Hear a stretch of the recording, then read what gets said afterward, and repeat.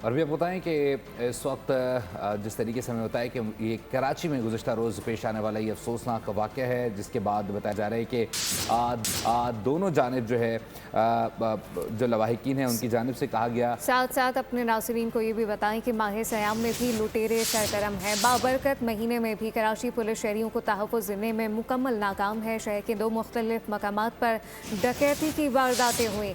दोनों वारदातों की CCTV फुटेज सामने आ गई। न्यू कराची में फास्ट फूड की दुकान पर अफ्तार के वक्त वारदात हुई। 2 मुसल्लह मुलजिमान दुकानदारों के मोबाइल फ़ोन नकदी लूट कर फरार हो गए। दूसरी वारदात औरंगी टाउन शाह फैसल चौक के करीब सहरी के वक्त हुई। सेक्टर 15 के करीब मिस्टर मिल्क शॉप पर 3 मोटरसाइकिलों पर सवार 6 मुलजिमान ने तकरीबन 2,50,000 रुपये लूटे।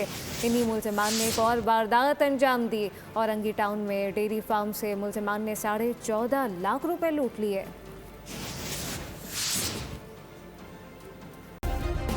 सब्सक्राइब करें और बेल दबाएं ताकि कोई खबर रह न जाए।